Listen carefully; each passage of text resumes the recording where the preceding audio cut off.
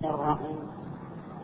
الحمد لله الملك الحق المبين وهو رب العالمين، والصلاة والسلام على سيد المرسلين وآله وإسرته وأهل بيته الطيبين الطاهرين، ولعنة الله على أعدائهم أجمعين.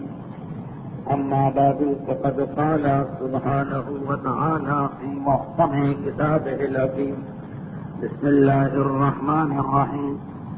لقد صدق الله رسوله الرؤيا بالحق لتدخلن المسجد الحرام إن شاء الله آمنين محلقين رؤوسكم ومقصرين. سیرت پیغمبر اسلام 7واں سال. اس سال کی تقریر بھی 7ویں ہے. مجموعی اعتبار سے تقریر نمبر 104. اور اب سیرت پیغمبر اسلام کا ایک انتہائی اہم واقعہ شروع ہونے جا رہا ہے. ایک ایسا واقعہ جس میں موجودہ حالات اور موجودہ دور کو دیکھ کر ہمارے لیے ہدایت اور نصیحت کے بے شمار پہلو اور گوشے ہیں.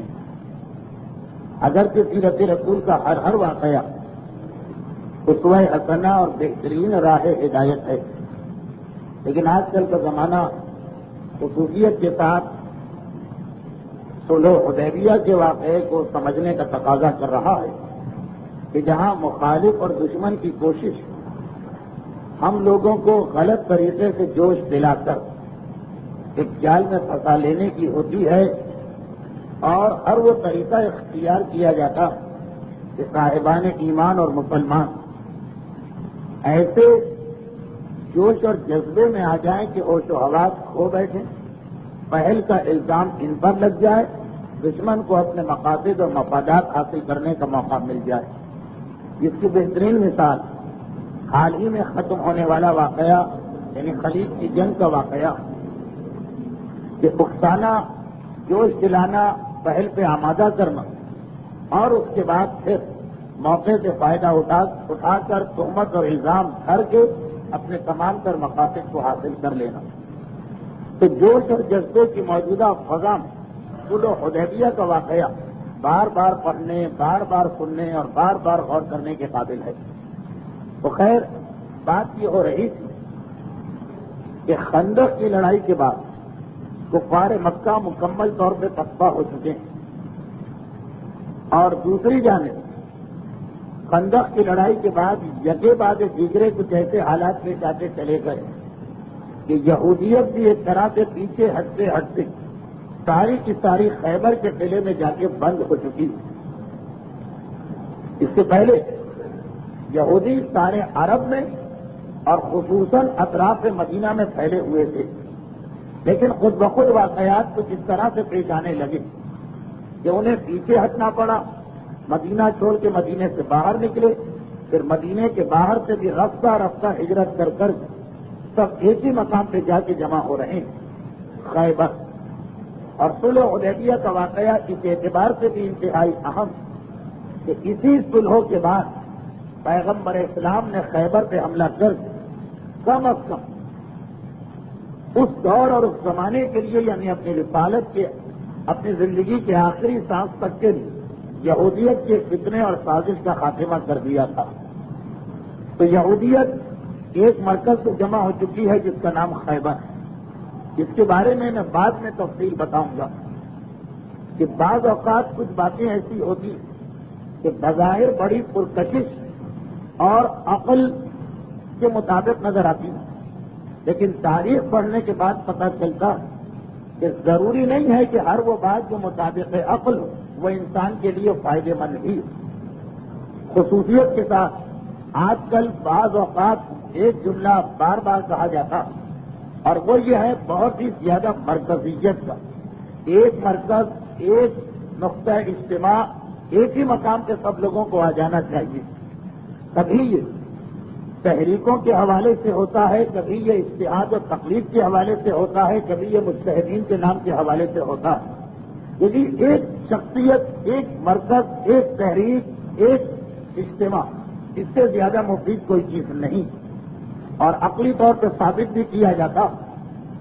اتحاد کے فائدے، ایک ساتھ رہنے کے فائدے، ایک اور ایک مل کے 11 ہونے کے فائدے، لیکن تاریخ بتا رہی کہ بہرحال اس کے نقصانات بھی اپنی جگہ بہت زیادہ، جن میں سے ایک نقصان خود خیبر میں یہودی ایک مرکز بنا کے بیٹھے، مرکز جب ہار گیا، ناکام ہو گیا، شکست کھا گیا، پسپا ہو گیا، یہودیت مکمل طور پہ کم از کم اس زمانے سے فنا ہو گئی۔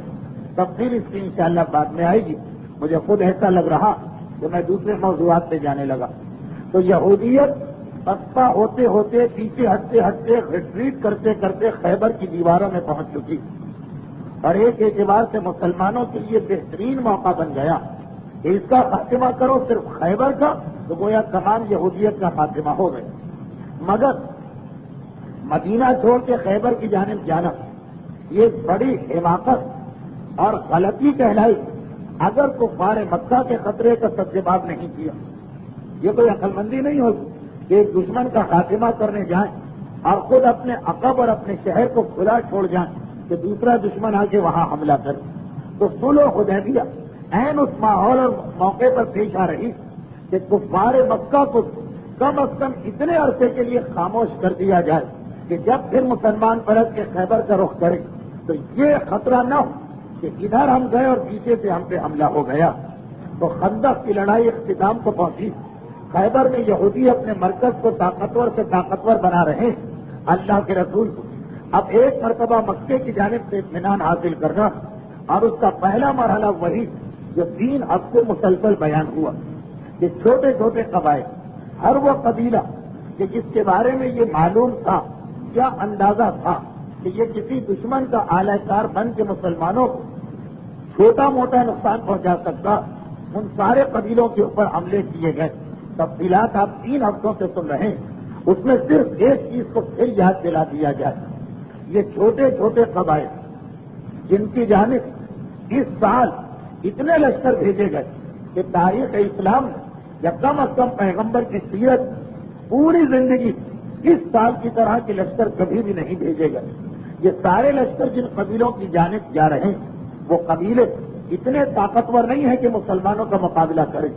تو ایسا نہ ہو کہ کسی کے ذہن میں یہ خیال پیدا ہو جائے کہ شاید مسلمان اپنی طاقت کا ناجائز استعمال کرنے لگے۔ جب تک پریشانی کے عالم میں تھے تو چپ تھے، اور جب طاقت ملی تو یہ چھوٹے چھوٹے قبیلوں کے اوپر حملے شروع کر دی۔ اس کے لیے پھر یاد دلانا کہ پیغمبر نے عبد الرحمن ابن عوف کو ماہ شعبان سن 6 ہجری جب دومت الجندل کی جانب بھیجا تو ساتھ میں ایک تحریر، ساتھ میں ایک خطبہ، ساتھ میں ایک ہدایت نامہ بھی ان کے حوالے کیا، جو یہ بتا رہا کہ ایسے قبیلوں کے خلاف بھی جو مسلمانوں کے مقابلے میں کوئی حیثیت نہیں رکھتے، انتہائی کمزور، کفار مکہ اتنی بڑی طاقت ہونے کے باوجود کچھ نہ بگاڑ سکے، تو یہ 100 200 300 کے قبیلے یہ کیا نقصان پہنچائیں؟ اس کے باوجود احتیاط اتنی کہ عبد الرحمن ابن عوف کو بھیجا جا رہا دومت الجندل کے علاقے میں۔ یہ وہ علاقہ کہ جو مدینے اور شام کے درمیان ہے، اور اس سے پہلے بھی کئی مرتبہ پیغمبر کو چھوٹے چھوٹے لشکر یہاں بھجوانا پڑے۔ اب اس وقت جس لشکر کو بھجوایا جا رہا وہ اس لیے کہ وہاں پہ عیسائیوں کا قبیلہ رہتا۔ پیغمبر ایک مرتبہ جو تحریر دے رہے ہیں اس کے اندر پہلا جملہ یہی کہ اللہ کے نام سے اغث بسم اللہ و بسم رسول، کہ غزوے میں حصہ لو، جہاد کرو اللہ اور رسول کے نام سے، اور خبردار کوئی دھوکہ نہیں کرنا، امانت میں خیانت نہیں کرنا، اور کسی سے وعدہ کر کے وعدہ شکنی نہ کرنا، اور کسی بھی نابالغ بچے کو قتل نہ کرنا۔ یہ 4 جملے پیغمبر اسلام نے صرف ایک جملے میں یہ 4 لفظ رکھ کر اسلام کے اس جہاد کا طریقہ بھی بتا دیا جو ایسے قبیلوں کے مقابلے میں ہوتا جو ہمیں بظاہر بہت ہی کمزور نظر آئے۔ ان کی طرف بھیجا جا رہا، اس پر بھی اتنی پابندی کہ خبردار وعدہ خلافی نہ ہونے پر، خبردار کسی کو دھوکہ دے کر اس سے جنگ نہ کرنا، خبردار کسی کمزور اور نابالغ کے ہاتھ نہ اٹھانا. یہ پوری تحریر لکھ کے بھیجی. سریہ عبد الرحمن ابن عوف تاریخ میں انہی دو باتوں کی وجہ سے مشہور. ایک بات یہی کہ اللہ کے رسول پورا دستور جنگ، پورا طریق جہاد، اسلام کا فلسفہ جہاد اسے ایک جملے میں پنہا کر کے عبد الرحمن ابن عوف کے حوالے کیا. اور پھر اس کے اندر ایک ضمنی واقعہ دیا جاتا. کہا کہ جا تو رہے لیکن جاتے ہی جنگ کا آغاز نہ کر دینا، پہلے انہیں دعوت اسلام دینا. اگر وہ دعوت اسلام قبول کر لیں تو ان سے انتہائی محبت کا سلوک کرنا. اور دیکھو میں تمہیں خوشخبری سناتا ہوں کہ تمہاری شادی سردار قبیلہ کی بیٹی سے ہوگی. عبد الرحمن ابن عوف پیغمبر کا دیا ہوا ہدایت نامہ لے کے چلے. دومت الجندل کے علاقے میں پہنچے. سردار قبیلہ جو ایک عیسائی تھا اسبو، اس کے سامنے دعوت اسلام پیش کی. اس نے اسلام کی تھوڑی سی معلومات حاصل کی اور بڑی خوشی کے ساتھ نہ صرف یہ کہ اس دین کو قبول کیا بلکہ مسلمانوں سے محبت کا رشتہ مستحکم کرنے کی خاطر یہ پیشکش بھی کی کہ سردار قبیلہ کی بیٹی سردار لشکر اسلامی کے حوالے کی جا رہی. وہ خاتون جن کا نام تمامہ تاریخ میں لکھا عبد الرحمن ابن عوف سے شادی ہوتی اور اسی شادی کے نتیجے میں ابو سلمہ پیدا ہوتے. کہ چوتھے امام کے زمانے میں مدینے میں 7 بڑے بڑے فقہا جن کا نام ہی ہے الفقہاء السبعہ. سبعہ عربی میں 7 کو کہتے ہیں. ان میں سے یہی عبد الرحمن ابن عوف کے وہ بیٹے جو دومت الجندل کے قبیلے کے سردار کی بیٹی سے شادی کے نتیجے میں پیدا ہوئے. بہرحال وہ تو ایک ضمنی واقعہ آ گئے.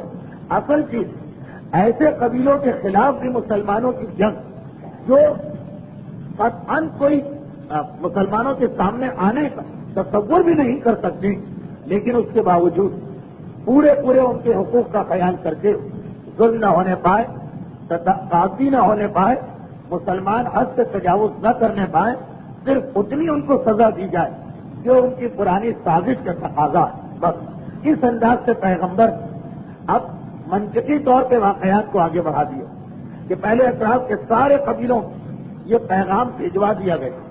جو ہم سے محبت کرنا چاہتا ہم اس محبت کا جواب دینے کے لیے تیار. پچھلی تقریر کا آخری واقعہ یاد کیجیے. یہ قبیلہ خود سے ڈر کے مارے آیا.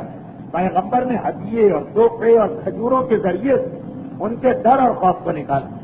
اور جو آئندہ کسی سازش میں حصہ لینے کی تیاری کر رہا یا پہلے کسی سازش میں حصہ لے چکا اسے اس کو سبق دے دیا. اب یہ تمام چھوٹے قبیلے خاموش ہو گئے. اب صرف 2 ہی بڑی طاقتیں، ایک کفار مکہ، وہ بھی اتنی ہمت نہیں رکھتے کہ مدینے آ جائیں، مگر اتنا ضرور ان کی جانب سے خطرہ کہ مسلمان اگر مدینہ چھوڑ کے خیبر گئے تو وہ پیچھے سے حملہ کر سکتے ہیں. تو اب پہلے ایک مرتبہ جا کر کفار مکہ کے سلسلے کو بھی ہمیشہ کے لیے ختم کیا جائے اور پھر خیبر کا قلعہ باقی بچے گا. یہ واقعات کی ترتیب اطراف کی تمام سازشوں اور بغاوتوں اور شورشوں پر پیغمبر اسلام نے قابو پایا. اور پھر شوال کا مہینہ آ گیا. سن 6 ہجری کا شوال تاریخ اسلام کا اہم ترین سال بقی مانا. کہ بعض علماء نے تو یہاں تک کہہ دیا کہ اسی سال حج کے وجوب کا حکم آیا، لیکن انشاءاللہ اس پر تو ہم بعد میں بات کریں گے. ایک دن پیغمبر اسلام صبح کے وقت مسجد میں داخل ہوئے تو مسلمانوں کو جمع کر کے کہا کہ کل رات کو میں نے ایک خواب دیکھا.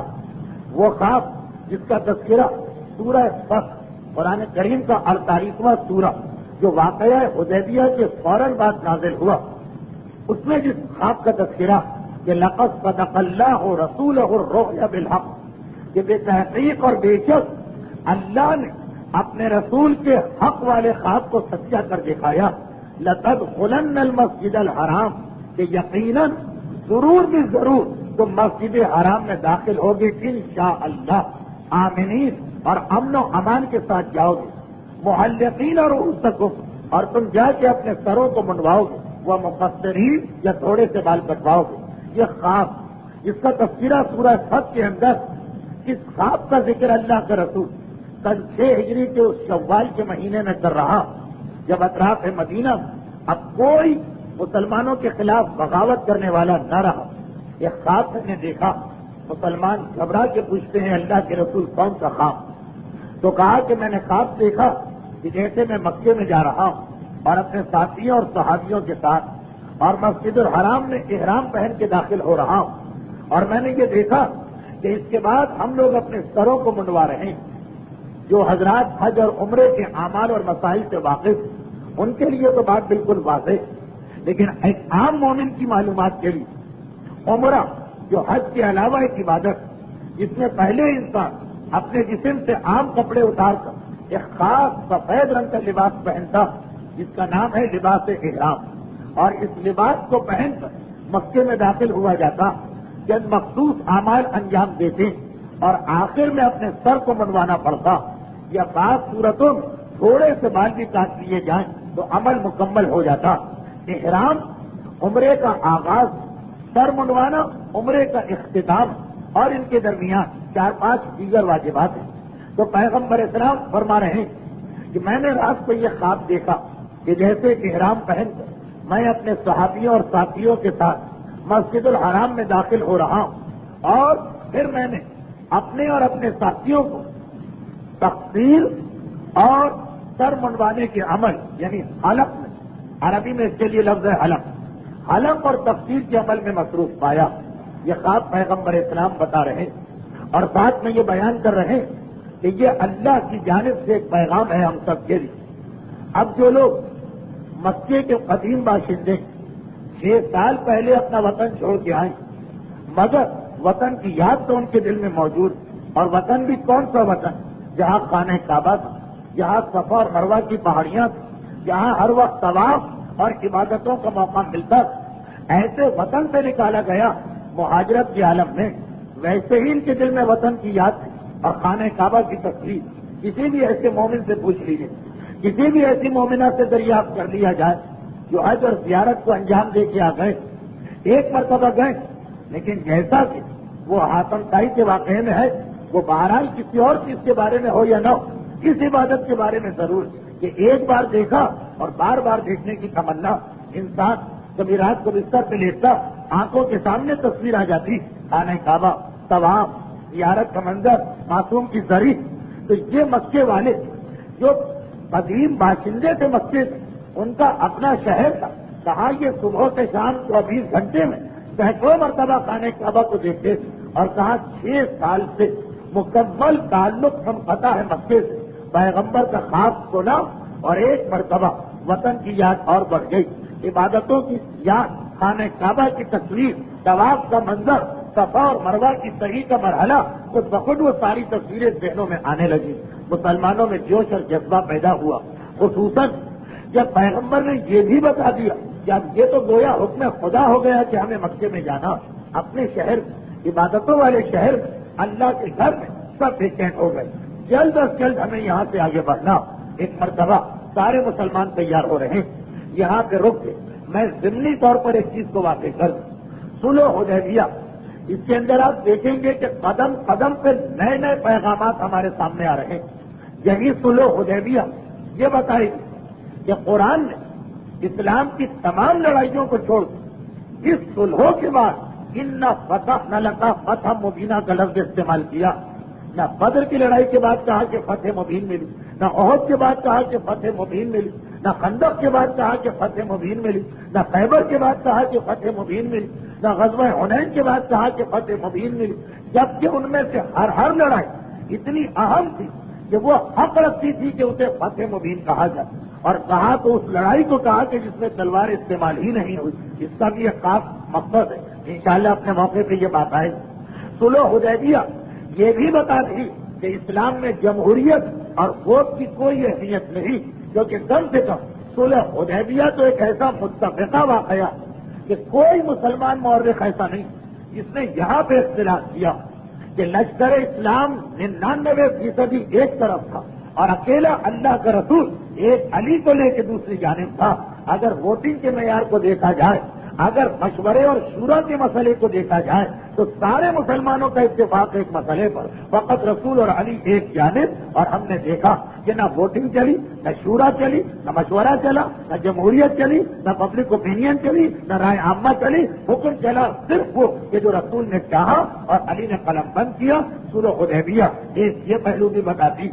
پھر اسی صلح حدیبیہ میں آپ دیکھیں گے کہ الفاظ کی اہمیت کتنی زیادہ، کسی بھی معاملے میں جب الفاظ لکھے جاتے ہیں ہمارے یہاں مسائل فقہ کو تحقیر آمیز انداز سے دیکھنے اور ان پر کوئی توجہ نہ دینے والوں کی ایک فکر یہ بھی کہ یہ مجتہدین اور مولوی لوگ لفظوں کو پکڑ پکڑ کے بیٹھ جاتے ہیں کہ حلال و حرام، سود حرام ہے تو چھوڑ دو ہر سود.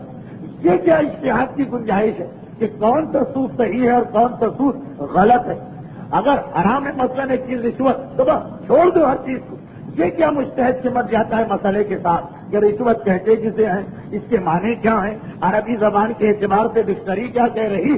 آپ نے دیکھا ہو جو دیندار لوگ بس آنکھیں بند کر جیسا ان کی سمجھ میں آئے عمل کرنا چاہتے ہیں، الفاظ کو کوئی اہمیت نہیں دینا چاہتے. صلح حدیبیہ یہ بھی بتائے گی. بہت ہی مختصراً ابھی کہہ دوں کیونکہ اس کا اصل واقعہ تو بعد میں آنے والا کہ صلح حدیبیہ کی شرط نمبر 2 یہ تھی کہ اگر کوئی مسلمان مدینے آئے گا تو اسے نکال دیا جائے گا، واپس کر دیا جائے گا. ادھر اس ایگریمنٹ پہ سائن ہوئے، ایک مسلمان آیا اور پیغمبر نے کسی وجہ سے اس کو واپس کر دیا، مگر ابھی وہ مسلمان واپس گیا، ایک مسلمان عورت آ گئی. مکے میں بعض مسلمان عورتیں بھی تھیں، بلکہ سورہ فتح کی ایک آیت آئی کہ اللہ نے اس لیے بھی صلح کرائی کہ ان مسلمان عورتوں اور بچوں کو بچانا تھا. وہ اپنے موقع پر آئے گی بات، لیکن ضمنی طور پر بعض لوگ مجتہدین کرام کے اس طریقے سے بہت چھوٹ جاتے ہیں کہ بھائی وہ سیدھا سیدھا ایک مسئلہ دے دیں، یہ گھما پھرا کے کیوں بات کرتے ہیں کہ یہ چیز اگر یوں ہے تو نجیس اور وہ ہے تو پاک، یوں ہے تو حلال اور اس طریقے سے ہے تو حرام، نیت یہ ہو گئی تو جائز اور وہ ہو گئی تو ناجائز. عام لوگ خصوصاً جو مذہبی لوگ جو ان تمام باریکیوں میں نہیں پڑھنا چاہتے صلح حدیبیہ ان کے لیے بھی ایک پیغام. تفصیل بعد میں آئی لیکن دیکھیے بات نکلی ہے تو واضح کر دو. مسلمان آیا، پیغمبر نے واپس کر دیا کہ ہم نے ابھی ایگریمنٹ کیا اور اس کی شرط نمبر 2 کے مطابق کوئی مسلمان ہم قبول نہیں کر سکتے. اور موقع دیکھ کر ایک عورت بھی آ گئی، عقبہ ابن معیط کی بیٹی، وہ بھی آ گئی اور آنے کے بعد کہا کہ اللہ کے رسول کافر کے ساتھ شادی ہوئی اور کیونکہ مکے میں تھی کوئی موقع ہی نہ تھا میرے پاس بچنے کا، لیکن آج جب پتا چلا کہ لشکر اسلام یہاں آیا تو اب میں بڑی مشکل سے اپنی جان کو خطرے میں ڈال کے پہنچی، مجھے پناہ دی جائے. اور ادھر اس کا شوہر آ گئے اور کہا کہ نہیں یہ میری بیوی ہے، گھر سے نکل بھاگی ہے، اس کو واپس کیا جائے. اور دیکھیے ابھی وہ سب لوگ ہیں جنہوں نے ایگریمنٹ پہ سائن کیا ہے کافروں کی جانب سے. پیغمبر اسلام مسلمانوں سے کہا کہ اس کو اپنی پناہ میں لے، اسے واپس نہیں کیا جائے. وہی جو ایگریمنٹ پہ سائن کر چکا ہے مکے والوں کی جانب سے، کہا کہ ابھی معاہدہ ہوا ہے، آپ خلاف ورزی کر رہے ہیں. پیغمبر نے کہا نہیں، اگر میں خلاف ورزی کر رہا ہوتا تو اس مرد کو واپس نہ کرتا تو اس سے زیادہ پریشان حال میرے پاس آیا، واپس کیا گیا. کہا پھر اس کو کیوں آپ پناہ دے رہے ہیں؟ کہا اس لیے کہ ایگریمنٹ پہ یہ تھا کہ مومن آئے گا تو اسے واپس کیا جائے گا، مومنہ کے بارے میں کوئی لفظ نہیں. ہمارا معاہدہ مومن کے بارے میں، مومنات کے بارے میں نہیں. مومنین کی واپسی ہم پر واجب، مومنات کی واپسی واجب نہیں. اور عین اسی موقع پر سورہ ممتحنہ نازل ہوا، قرآن کریم کا یہ اہم ترین سورہ کہ یا ایھا الذین آمنوا، یعنی بعض مسلمان بھی ذرا چونکے. یہ کچھ بات ہمیں اچھی نہیں لگتی. ایگریمنٹ پہ جب آ گیا تو مرد ہو یا عورت سب کے بارے میں یہی حکم ہونا چاہیے. سورہ ممتحنہ اسی موقع پہ نازل ہوا، یا ایھا الذین آمنوا اذا جاءکم المؤمنات مہاجرات، اے صاحبان ایمان جب تمہارے پاس مومنات آئیں جو ہجرت کر کے آ رہی، پھر آیت میں آگے چل کر فلا ترجعوہن الی الکفار، خبردار انہیں کافروں کی جانب واپس نہ کرنا. ولا ہن حل لہم ولا ہم یحلون لہن، خبردار یہ یاد رکھو کہ نہ یہ عورتیں کافر مردوں کے لیے حلال اور نہ کافر مرد ان عورتوں کے لیے حلال. اب اسی موقع پہ آیت قرآنی نے آ کر مزید اس چیز کی تصدیق کر دی کہ پیغمبر اسلام معاہدے کے لفظ کو جس طرح لے کے دلیل بنا رہے ہیں. لیکن کچھ مسلمان بھی کنفیوز ہو گئے کہ ایسا لگ رہا ہے کہ یہ تو الفاظ سے گھیرا جا رہا، جب مرد ہے یہ عورت فرق کیا؟ آیت قرآنی نے کہا کہ نہیں، ہمارے رسول بالکل صحیح ہے. جب معاہدے میں لفظ مومن آیا تو مومنہ اس کے اندر شامل نہیں ہے. اس کے بارے میں یہ مانا جائے گا کہ یہ ایگریمنٹ، یہ معاہدہ، یہ پیس بیک بالکل خاموش ہے. جب بالکل خاموش ہے ہم اپنی بہن کو پناہ دیں گے. ہاں یہ دوسری بات کہ پھر پیغمبر نے عورت سے ایک سوال کر لیا. یہ دوسری بات ہے کہ سوال کیا، یہ واقعہ مجھے خود افسوس کہ وقت سے پہلے کیوں آ گئے؟ وقت نہیں آتا، لیکن جب آ گیا ہے تو نامکمل چھوڑنا خطرناک۔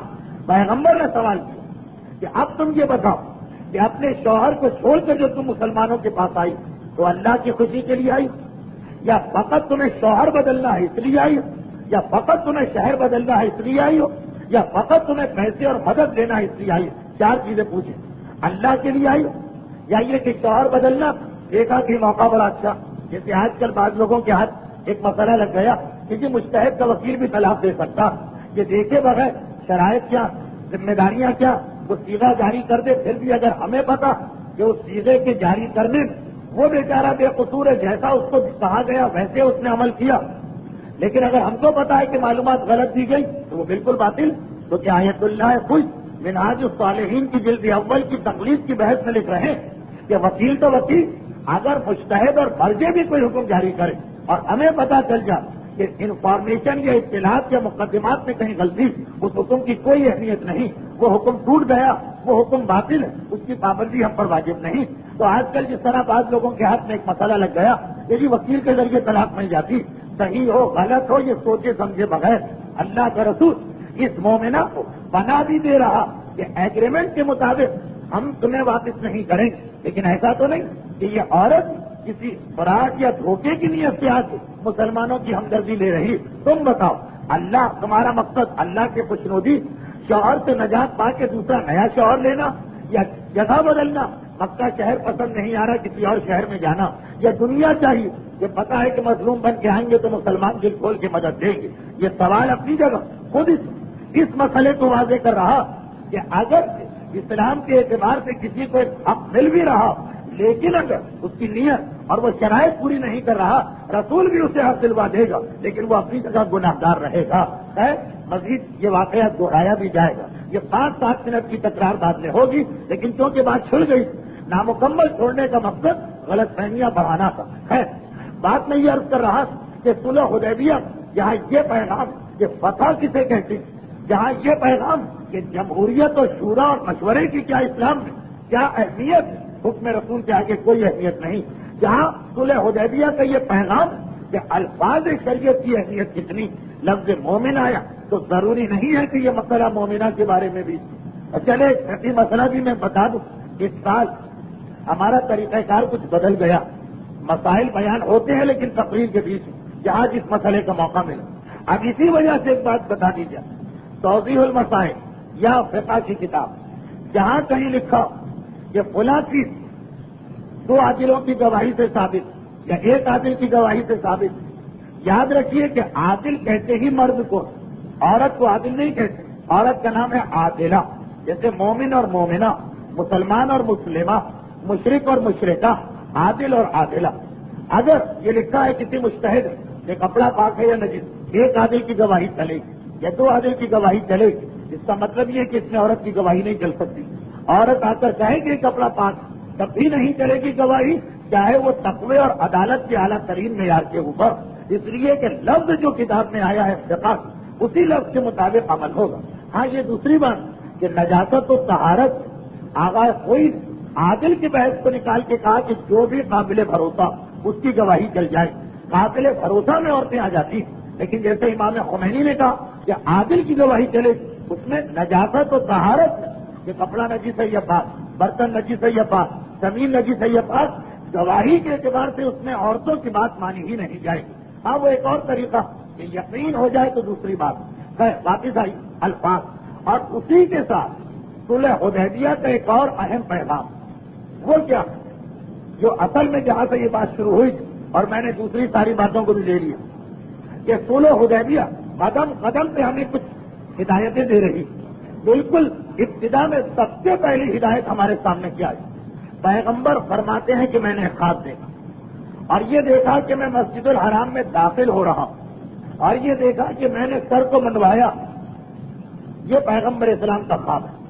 اچھا یہ خواب کیا ایسا ہی نکلا جیسے رسول نے دیکھا؟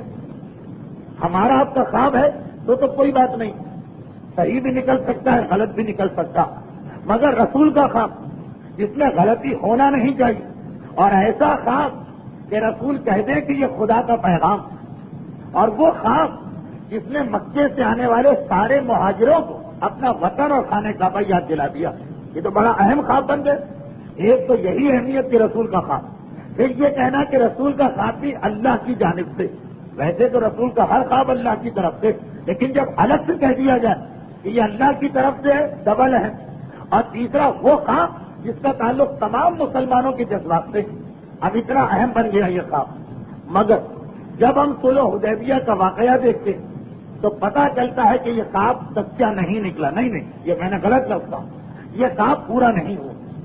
اچھا 3 بات رسول کا خواب یہ کہہ کر کہ یہ اللہ کا پیغام ہے، اور ایسا خواب جس نے مکے کے مہاجروں کو تو ایک مرتبہ وطن یاد دلا دیا. اور 4تھی بات قرآن کی آیت آگے، لقد صدق اللہ رسولہ الرؤیا بالحق. اللہ نے رسول کے خواب کو سچا کر دیا. صدقہ، سچا کر دیا رسول کے خواب کو. 4 باتیں جمع ہو رہی. تاریخ کہتی ہے کہ یہ خواب اس طرح پورا ہی نہیں ہوا. گئے تو تھے بے شک مسلمان، مگر حدیبیہ وہیں سے واپس کر دیا گیا. مکہ تو چھوڑے، حدود حرم میں بھی داخل نہیں ہوئے. رسول خواب دیکھ رہے ہیں کہ مسجد الحرام میں داخل ہوئے. مسجد الحرام نہیں، مکہ بھی نہیں، حدود حرم میں بھی داخل نہیں ہوئے. حرم کے باہر سے رخصت کر دیا گیا. پیغمبر کہہ رہے کہ میرا خواب، قرآن کہہ رہا کہ سچا خواب. تاریخ کہہ رہی کہ یہ خواب پورا نہیں ہوا. ہاں پورا ہوا. کس طرح؟ پورے 1 سال کے بعد، اگلے سال انہی تاریخوں، کیونکہ صلح حدیبیہ کی پہلی شرط یہ تھی اس سال واپس چلے گا، اگلے سال انہی تاریخوں میں آؤ اور عمرہ کر لے. کون سا عمرہ؟ جس کی تیاری، جس کا احرام اس سال پہنا، اگلے سال آ کے کرنا. تو نہ کہ اگلے سال یہ سب مسلمان گئے، اس سال پورا عمرہ کی. مکے میں بھی گئے، خانہ کعبہ کا طواف بھی کیا، صحیح بھی کی. اس کا نام ہی تاریخوں میں ہے عمرۃ القضا، قضا والا عمرہ. جو پیغمبر نے قضا والا عمرہ کیا وہ عمرہ اگلے سال. اب دیکھیے رسول یہ کہہ دیں، ہم سے آپ سے کہہ دیں کہ ہم نے یہ خواب دیکھا ہے کہ جا رہے ہیں اور چلو میرے ساتھ. کیا ہر ایک کے ذہن میں یہ بات نہیں آئے گی کہ خواب اسی سال پورا ہونا؟ ہر ایک کے ذہن میں بات آئی. خواب رسول نے کہا یہ خواب پورا اگلے سال ہوگا. کیا اس میں ایک اہم ترین پیغام پوشیدہ جدھر میں آپ کی توجہ کو لے جانا چاہ رہا ہوں. بالکل شروع خواب دیکھا گیا، پورا بھی ہوا، لیکن 1 سال کے بعد عام مسلمان جو وہ گھبرا گئے کہ پیغمبر نے خواب دیکھا، پھر ہم واپس کیوں آ گئے مکے سے؟ ان کو کیا پتا کہ 1 سال بعد یہ خواب پورا ہو. وہ تو پریشان ہو گئے. قرآن کی آیت اس کے بعد نازل ہوئی کہ مسلمانوں گھبراؤ نہیں، اللہ کا وعدہ ہے کہ اس کے رسول کا خواب سچا پورا ہو کے رہے. مگر مسلمان تو پریشان، ساری تیاری کر کے رسول ہم کو لے گئے، یہ خواب پورا کیوں نہ نکلا؟ ایک پیغام اس میں وہ یہ کہ رسول اور امام کی جو بھی حدیثیں ہوتی، اگر کبھی اس میں تاریخ نہ ہو تو اپنی مرضی سے اس حدیث کو کسی زمانے پہ فٹ نہ کر لیجیے، منطبق نہ کر لیجیے. جیسے پچھلے سال صدام کے واقعات کے دوران بعض لوگوں کو یہ غلطی کرتے دیکھا گیا کہ ظہور امام کی نشانیاں کتابوں میں ڈھونڈی جانے لگی. ایک ایک کر کے وہ ساری کتابیں، جتنا اردو میں لٹریچر ہے تھوڑا بہت، قیامت صغریٰ کو کھولا، 14 ستارے کے اس چیپٹر کو کھولا، اور بھی 8-10 اور کتابیں علائم و ظہور کے نام، ساری نشانیاں دیکھی گئی کہ ہاں خلیج میں جنگ ہوگی، ہاں بغداد میں یہ تباہی ہوگی، ہاں کوفہ اور بصرہ اس طرح نشانہ بنے گا، ہاں حجاز کے علاقے سے آگ کے شعلے بلند ہوں. وہ ساری حدیثیں دیکھی گئی اور ان ساری حدیثوں بالکل بغیر کسی بنیاد کے انہیں صدام کے اور امریکہ کے اور کویت کے حالات سے منطبق کیا گیا. مجھے یاد ہے کہ اس وقت بھی میں نے کہا اور میری کیسٹیں ہیں کہ یہ ساری حدیثیں بتا رہی ہیں کہ ایسے ہی واقعات آئیں، مگر دنیا کا کوئی شخص نہیں کہہ سکتا کہ امام نے اسی سال 1990 اور 91 کے بارے میں یہ کہا. اور اس وقت میں نے ایک بات کہی کہ کبھی ظہور کی کسی نشانی کو اپنی مرضی سے کسی واقعے کے اوپر فٹ نہ کیجیے گا، موضوع نہ کیجیے گا. کیا پتا ہے کہ واقعہ کتنی مرتبہ پیش آنا، بغداد کتنی مرتبہ تباہ ہونا، حج سے کتنی مرتبہ لوگوں کو روکنا، خلیج میں کتنی مرتبہ جنگیں ہونا، یہ سارے جملے میں نے عرض کیے. لیکن اس وقت خصوصاً عام آدمی کثرت کے ساتھ یہ غلطی کر رہے اور پھر عراق کی ایمبیسی اس کو مزید پیسہ دے کے اس بات کو پھیلا رہی. لیکن صلح حدیبیہ بھی دیکھیے اس کی ایک نشانی بنی. پیغمبر ابھی تو یہ پچھلے سال کے حالات تو کتابوں کی بات ہے، لیکن یہ جو میں صلح حدیبیہ کی بات کر رہا ہوں وہاں تو رسول خود مسلمانوں کے سامنے کہہ رہے دیکھو میں نے دیکھا ہے کہ ہمیں عمرہ کرنا، مکے میں جانا، حرم میں داخل ہونا. ہر مسلمان یہ سمجھا ہوگا کہ رسول نے کہہ دیا اب تو یہ بات پوری ہو کے رہے گی، بات تو صحیح، قیامت آ جائے لیکن قول رسول غلط نہیں ہو سکتا۔ لوگوں نے اپنی طرف سے یہ بنا لیا کہ جب رسول نے کہا ہے تو یہ اسی سال واقعہ پورا ہوگا، اور رسول خود بھی ہمارے ساتھ چل رہے ہیں تو مزید برکت ہو جائے گی۔ ایک اصول آ گیا سامنے کہ رسول اور امام کی حدیث اگر وہ خود کبھی تاریخ بتا دیں تو دوسری بات، ورنہ ہمیں حق نہیں کہ ہم کہیں کہ وہ حدیث آج کل کے زمانے پہ فٹ اتر رہی، نہیں، اندازہ لگا سکتے ہیں، یقین کے ساتھ نہیں کہہ سکتے جیسا اس واقعے میں ہوا۔ اور شاید یہی وجہ کہ پیغمبر کو باقی ساری ہدایتیں جبرائیل کے ذریعے ملتی تھی، ایک یہ صلح حدیبیہ کا واقعہ خواب کے ذریعے آیا، پیغمبر کے حالات دیکھ ڈالی، جتنے بھی اہم واقعات ہیں سیرت رسول کہیں خواب نظر نہیں آ رہا، اس لیے نہیں کہ رسالت کا خواب معذ اللہ غلط، لیکن جو اہم پیغامات ہیں وہ فرشتے کے ذریعے بھجوائے جاتے ہیں، سوائے اس ایک صلح حدیبیہ کے پیغام کے کہ جس میں جبرائیل کو بھی اس سے نکالا گیا اور پیغمبر کو خواب دکھایا گیا، تاکہ یہ بات اور زیادہ مسلمانوں پر واضح ہو جائے کہ پیغمبر کا کلام مبہم، خواب میں دیکھا کہ مکے میں جا رہے، کون سا سال، سب کی بات ہے، خواب کب پورا ہوگا، یہ ساری چیزیں نہیں، جبرائیل آتے تو یہ سارے سوالات ہو سکتے تھے۔ خیر، میں یہ دیکھتے ہوں کہ سیرت رسول میں واقعات زیادہ آنے چاہیے، تبصرہ اتنا نہ ہو جائے کہ واقعات پیچھے رہ جائے، اسی ایک جملے پہ اکتفا کرتے ہو کہ غور کیجیے گا کہ شاید یہ بھی ایک مسئلہ ہے کہ صلح حدیبیہ خواب کے ذریعے ہوئی، باقی بدر ہو، احد ہو، ہجرت ہو، اعلان رسالت ہو، اعلان غدیر ہو، خیبر ہو، ہر جگہ ڈائریکٹ فرشتہ کے پیغام دے کے گیا، فرق یہی ایک سال کا جو چکر پڑنے والا۔ خیر، واپس آئیے موضوع پر۔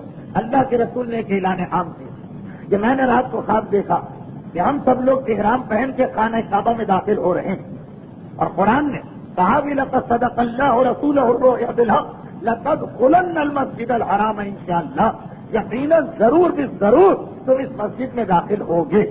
پیغمبر اسلام کسی کی اطلاع شروع میں دے رہے ہیں، یہ جو سنا مسلمان جوش اور جذبے کے ساتھ بھر گئے۔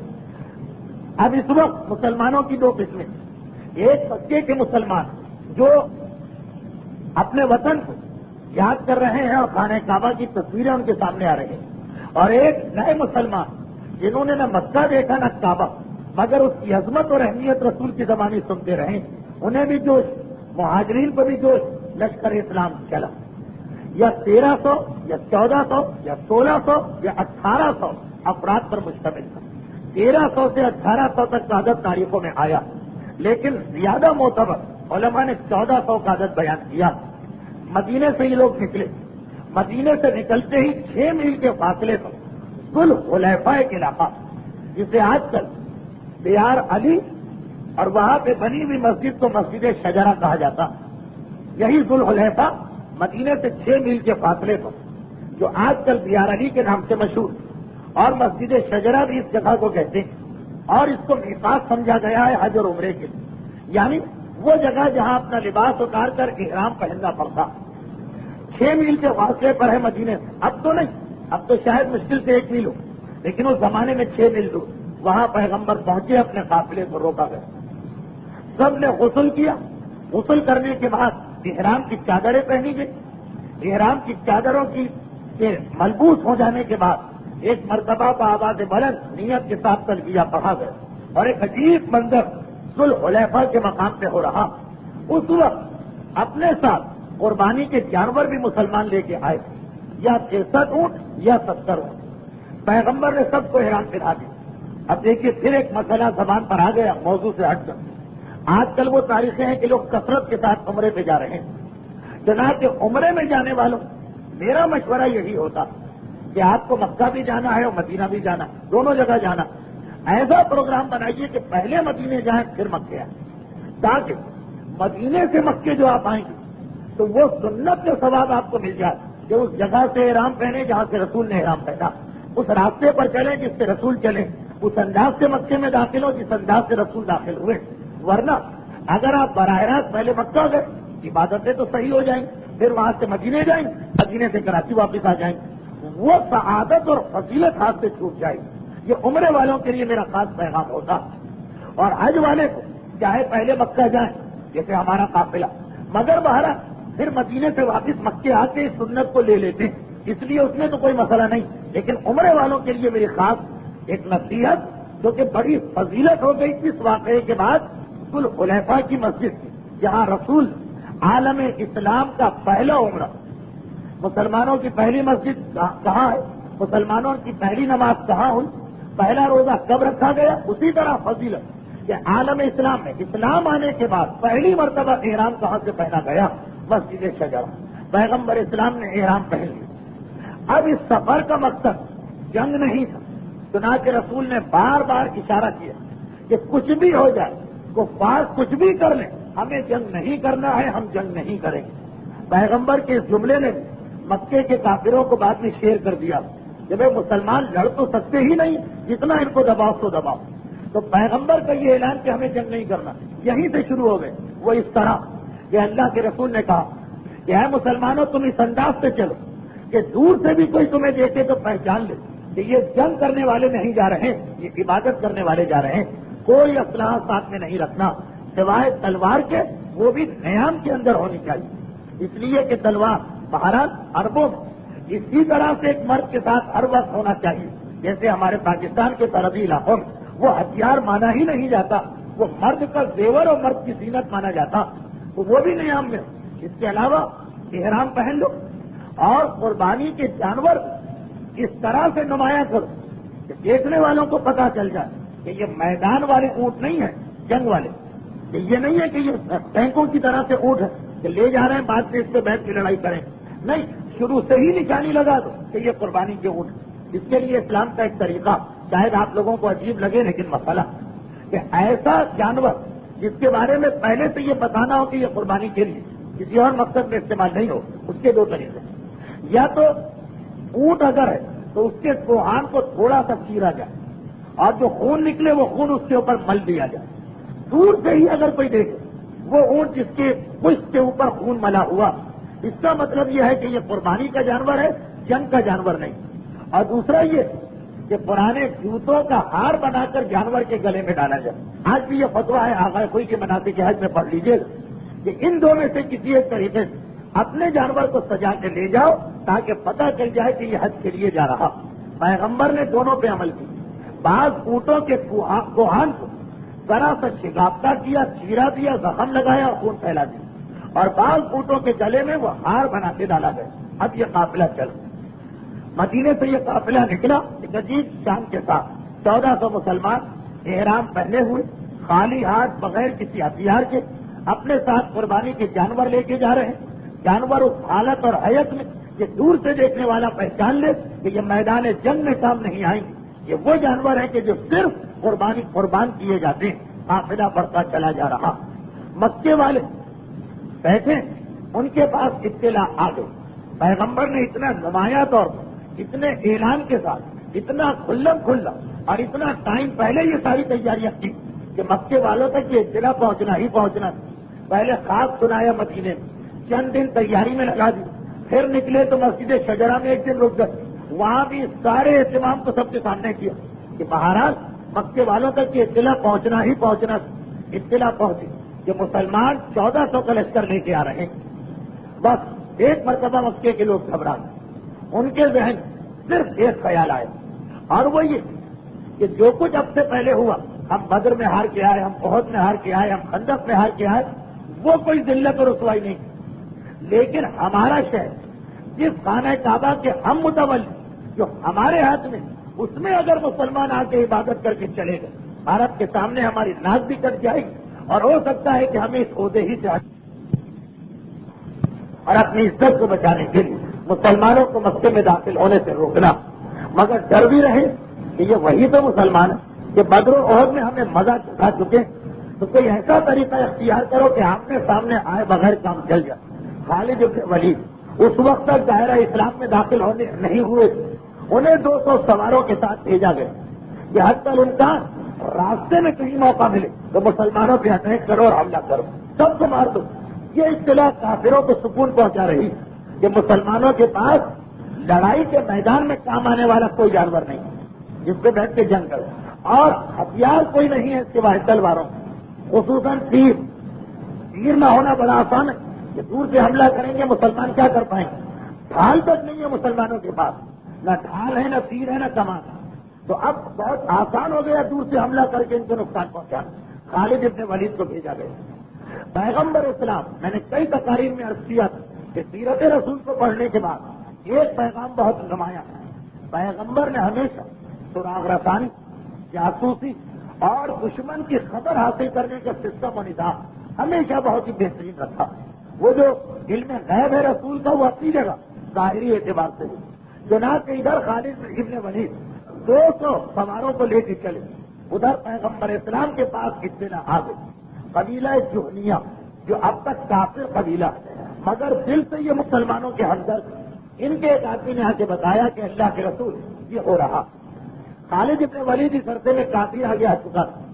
بہرحال اسے پتا کہ ہم 200 ہیں، یہ 1400 ہیں۔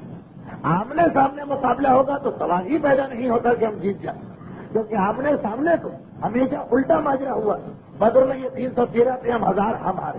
احد میں یہ 700 تھے، ہم 10,000 ہم ہارے۔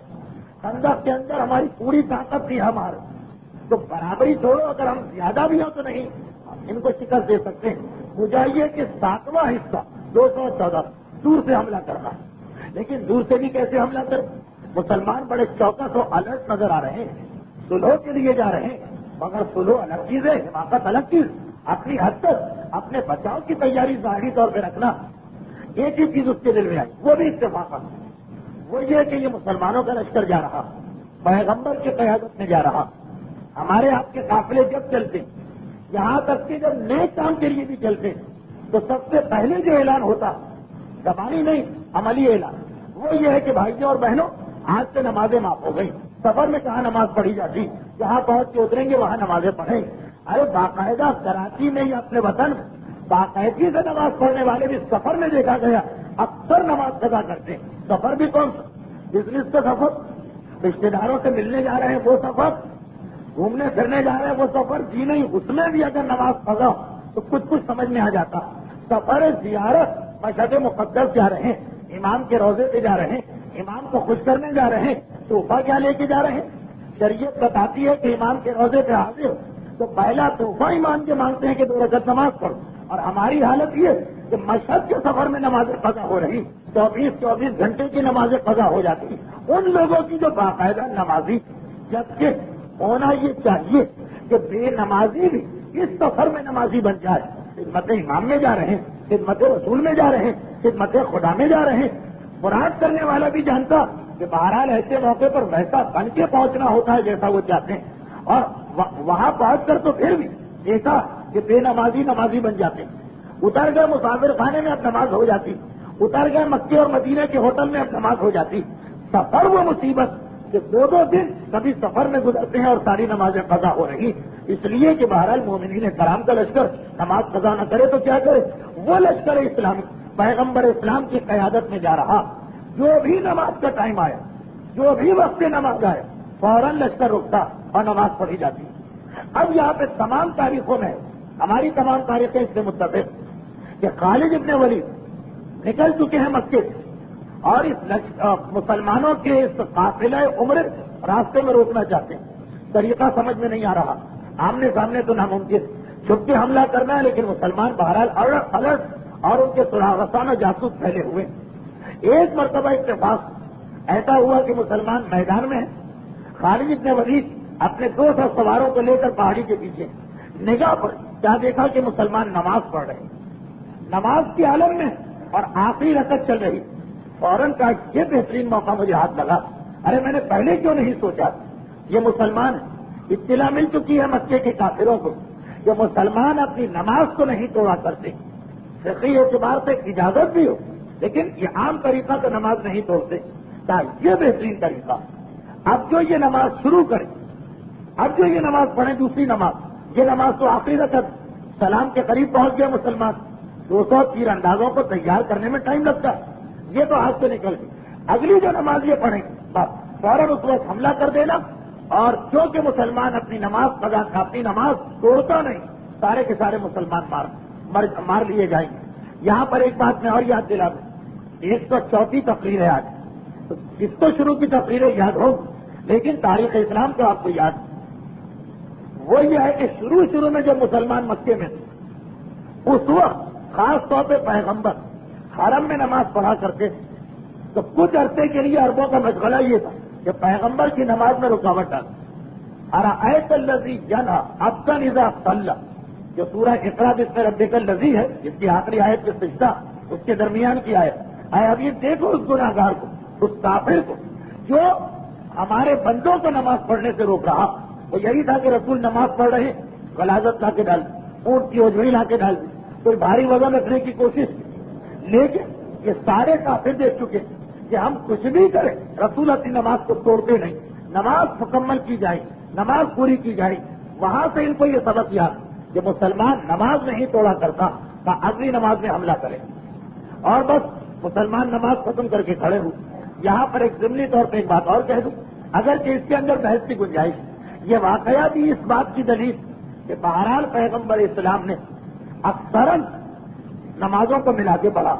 ورنہ ظہر کے بعد اگر عصر کا ٹائم ہی ابھی نہیں آیا تو نماز کون سی؟ وہ تو 2 گھنٹے کے بعد ہونا چاہیے. مگر تمام تاریخیں متفق کہ خالد ابن ولید نے یہ سوچا اور ہوا یہی کہ ایک نماز ختم ہوئی، پیغمبر نے فوراً دوسری نماز شروع کرا دی. دوسری نماز عصر کی نماز. وہ جو بعض لوگوں ہمارے لوگوں کے ذہن میں بھی ہے کہ رسول اور امام کے زمانے میں نمازیں الگ پڑھی جاتی، بعد میں شاید علماء نے یہ مسئلہ بنایا. یہ واقعات اگرچہ سفر کا مسئلہ، لیکن بہرحال سفر بھی صحیح، نماز جمع کی گئی. خیر، پیغمبر نے دوسری نماز شروع کرنا چاہا. عین اس موقع پہ جبرائیل آیا. اب تک یہ 6 ہجری کا واقعہ. 6 ہجری کا مطلب کیا ہوا؟ 13 سال مسلمان مکے میں رہے، 6واں سال یہ 19 سال ہو گئے ہیں اسلام. اب تک نماز خوف صرف 1 مرتبہ پڑھی گئی، صرف 1 مرتبہ. اس کے بعد دوبارہ ضرورت نہیں آئی. نماز خوف اگر کبھی دشمن کا خوف تو پھر حکم یہ ہے کہ مسلمان ایک ساتھ نماز نہ پڑھے. پہلے آدھا لشکر نماز پڑھے اور دوسرا آدھا لشکر حفاظت کرتا رہے. پھر حفاظت کرنے والے نماز پڑھے اور نماز پڑھنے والے جا کے پہرا سنبھالے. اب پہلی نماز ظہر کی ہو، سب نے ایک ساتھ پڑھی.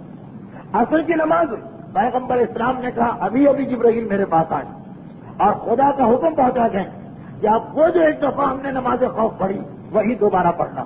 سارے مسلمان قریب نہ آئے، آدھے مسلمان چاروں طرف بکھر کے حفاظت کریں اور باقی آدھے مسلمان نماز کو مکمل کریں.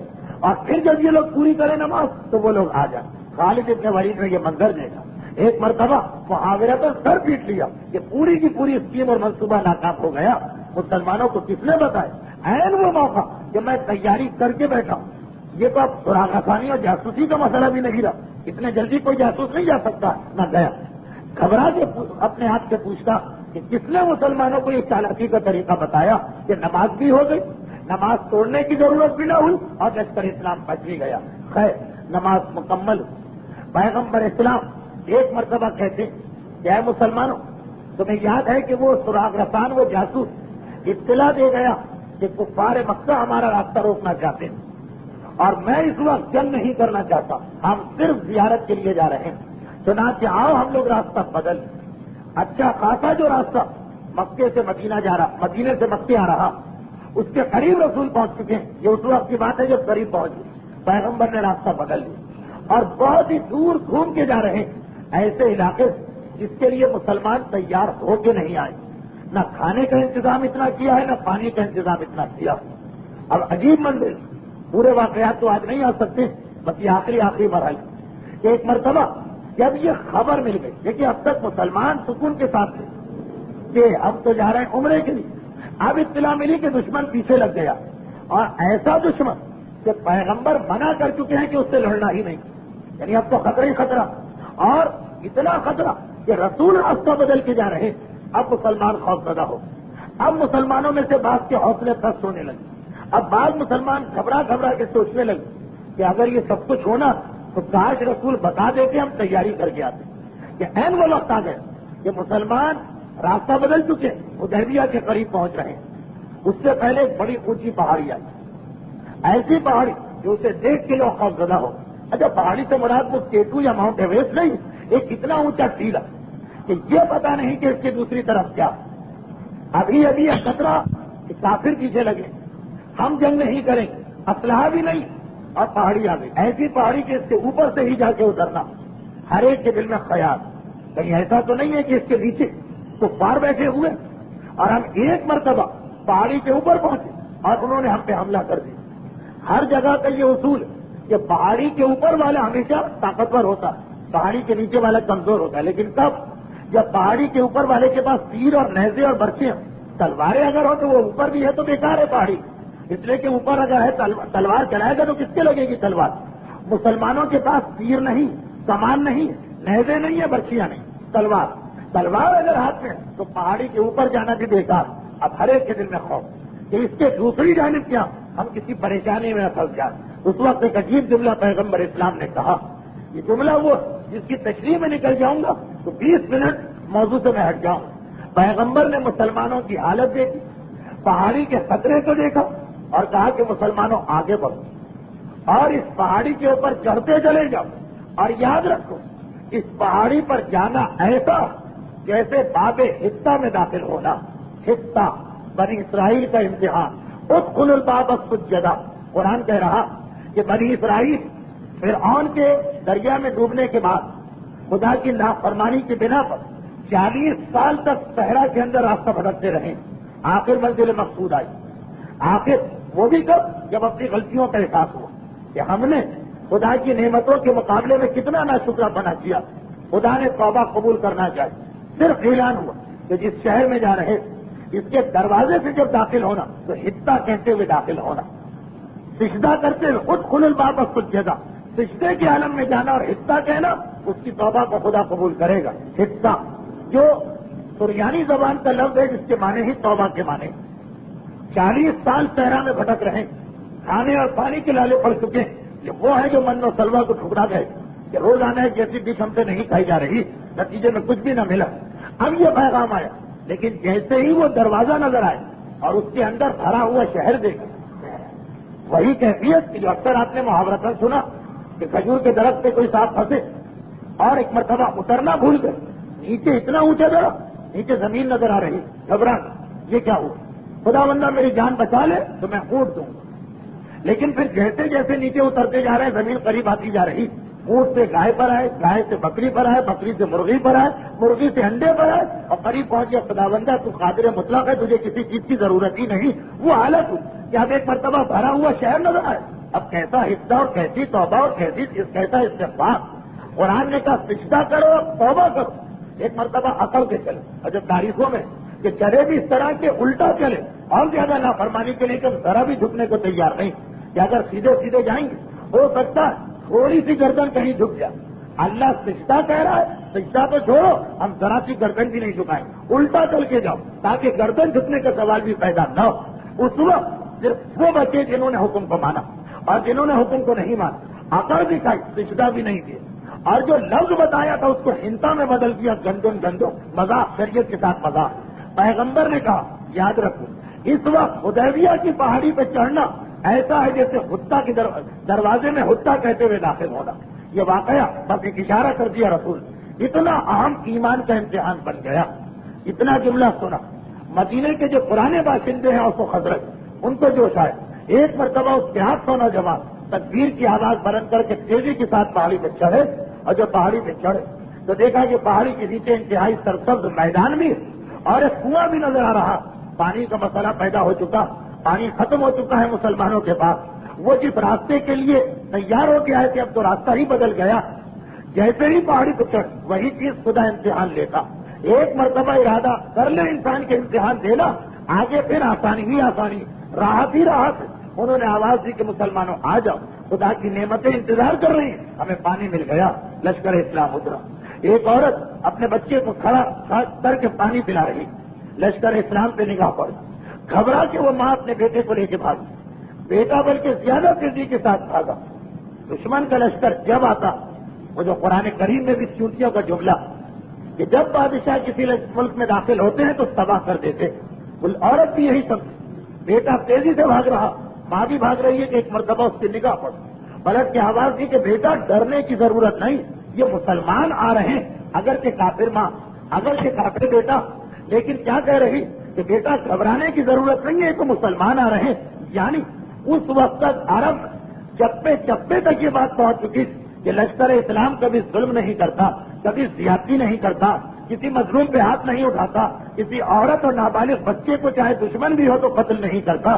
دیکھیے وہ جو آپ نے 3 تقریریں مسلسل سنی، کہ خندق کے بعد اور حدیبیہ سے پہلے پیغمبر نے اتنے سارے لشکر بھجوائے، تو کسی ایسے آدمی کے ذہن میں جو مکمل طور پہ تابع حکم رسالت نہیں، یہ وسوسہ پیدا ہو سکتا کہ اتنی لڑائیاں پیغمبر نے کیوں کی؟ وہ لڑائی بھی ایک تبلیغ، جس قبیلے پہ لشکر گیا اور پھر طاقت ہونے کے باوجود واپس آ گیا، اس قبیلے نے یہ حیرت والا واقعہ کہاں نہ پہنچایا ہوگا کہ مکے کی سرحد پر کافرہ ماں اپنے کافر بیٹے کی جان بچانے کے لیے پریشان، لیکن جیسے ہی دیکھا کہ مسلمان آ گئے اسے اطمینان ہو گیا، یہ دشمن صحیح، ان کا عقیدہ ہمارے عقیدے کے خلاف صحیح، یہ اس وقت مکے میں جانے کے ارادے سے آئے صحیح، لیکن کبھی ہم پر اور ہمارے بیٹے پہ ہاتھ نہیں اٹھائیں گے۔ ایک مرتبہ اطمینان دلایا، اس کا بیٹا واپس آیا۔ پیغمبر اسلام اس دوران پہاڑی کو طے کر کے کنویں کے قریب پہنچ چکے اور اس عورت سے کہتے کہ اس کنویں میں سے پانی نکال کے ہمیں پلا دو۔ اس نے ایک مرتبہ کہا کہ اے مسلمانوں، اس کنویں میں پانی اتنا کم کہ بعض اوقات ایک آدمی کے لیے پانی لینے کی خاطر گھنٹوں کھڑا رہنا پڑتا، میں اپنے بیٹے کو پانی پلانے کے لیے کتنی دیر سے کھڑی ہوں۔ اتنا سننا تھا کہ رسول آگے بڑھا۔ حدیبیہ کی اس لڑائی کھانے اور پینے سے متعلق 3 معجزے پیش آئے، 3 معجزے، ان میں سے پہلا معجزہ یہی کہ اللہ کا رسول آگے بڑھا اور آگے بڑھنے کے بعد ایک مرتبہ کنویں میں جھانک کے دیکھا، لعاب جہن کو اس کنویں کے اندر پھینکا پیغمبر، اور اب نہ صرف یہ کہ پانی ہوا بلکہ اس کثرت کے ساتھ کہ پانی کنویں کی تہہ سے بلند ہوتے ہوتے کنویں کی منڈیر تک اس طرح آ گیا کہ ڈول کی ضرورت بھی نہ رہی جو چاہے چلو سے آگے بڑھ کے پانی پی سکتا، اور وہ عورت حیرت زدہ ہو کے پانی پی رہی اور کہہ رہی کہ میرے گھرانے کی زندگیاں یہاں پہ گزری اس کنویں میں، اول تو پانی کم اور جو پانی تھا بھی یہ مزہ تو اس کا تھا ہی نہیں، اتنا شیریں، اتنا خوشگوار، اتنا میٹھا پانی۔ درود بھیجے محمد والے۔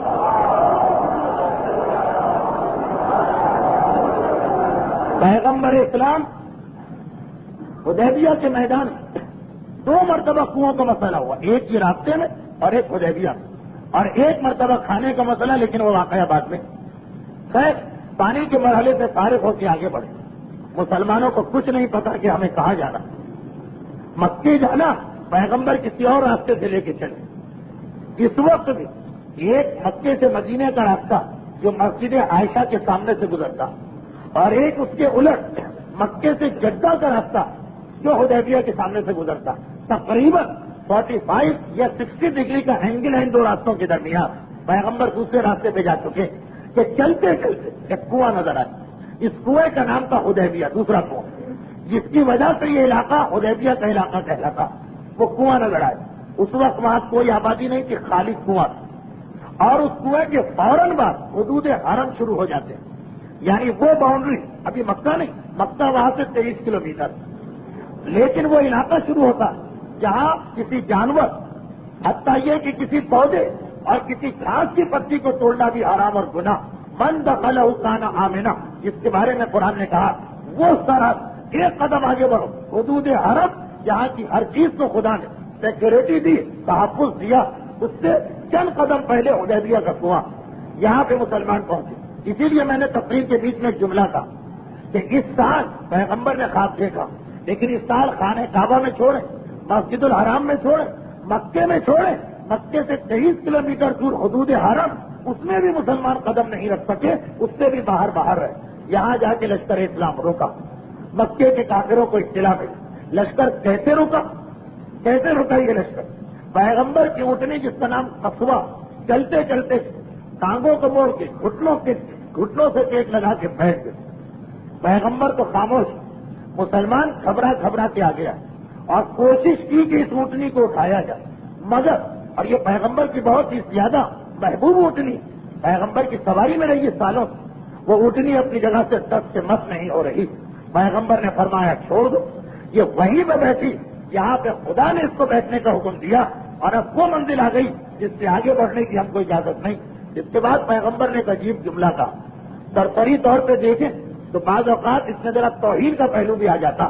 پیغمبر نے کہا جس طرح ابراہ جب اپنا لشکر لے کے آیا تو اس کے سب سے آگے والے ہاتھی جس کا نام محمود تھا، محمود ہاتھی کا نام، اسے خدا نے کہا تھا اس جگہ سے آگے نہ بڑھو، تو ابراہ نے اپنے ہاتھی کو اتنا مارا کہ وہ مر گیا، مگر اپنی جگہ سے آگے نہ بڑھا۔ پیغمبر فرماتے کہ جیسے وہ حکم خدا سے معمور تھا وہ ہاتھی محمود، ویسے ہی میری اونٹنی قصوہ یہ بھی حکم خدا سے معمور، کتنا ہی کرو یہ شہید ہو جائے گی لیکن آگے نہیں بڑھے کیونکہ ہمیں یہیں ٹھہرنا۔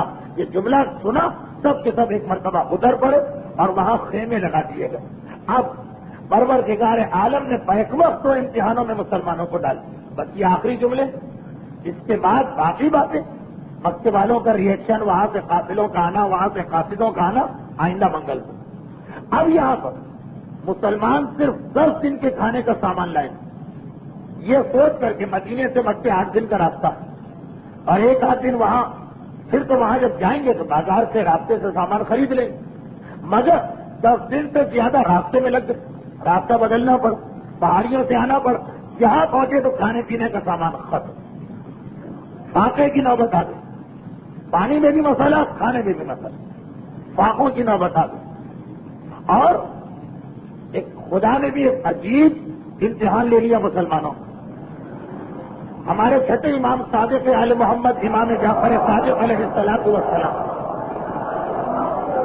سورہ مائدہ کی آیت کی تشریح فرما رہے ہیں، وَلَنَبْلُوَنَّكُمُ اللَّهُ بِشَيْءٍ مِّنَ الصَّيْدِ لَا تَنَالُهُ أَيْدِيُكُمْ وَرِمَاحُكُمْ، سورہ مائدہ کی آیت، لَنَبْلُوَنَّكُمُ اللَّهُ بِشَيْءٍ مِّنَ الصَّيْدِ، یاد رکھو خدا تمہارا امتحان لیتا کبھی شکار کے ذریعے، ایسا شکار کہ نہ تم اپنا ہاتھ اس تک پہنچا سکتے ہو نہ اپنے تیر۔ یہ قرآن کی آیت کہ امتحان کا ایک طریقہ شکار بھی ہے۔ بڑا عجیب جملہ، بھائی امتحان کیا ہے؟ فاقہ، امتحان کیا ہے؟ اولاد کی قربانی، امتحان کیا ہے؟ دولت کی قربانی۔ سورہ مائدہ وَلَنَبْلُوَنَّكُمْ، کہ ضرور بھی ضرور ہم امتحان لیں گے تمہارا، یا وَلَيَبْلُوَنَّكُمُ اللَّهُ، ضرور بھی ضرور اللہ تمہارا امتحان لے گا شکار کے ذریعے۔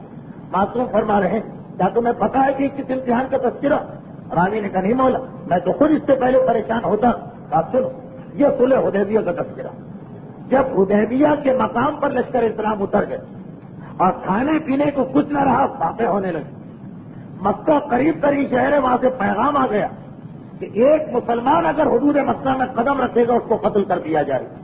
حتیٰ یہ کہ پیغمبر نے اپنا قاصد بھیجا، اس پر اٹیک ہو گیا، اس کے جانور کی بوٹیاں اڑا دی گئی اور اس کی بھی بوٹیاں اڑ جاتی، وہ تو کسی نے بچا لی۔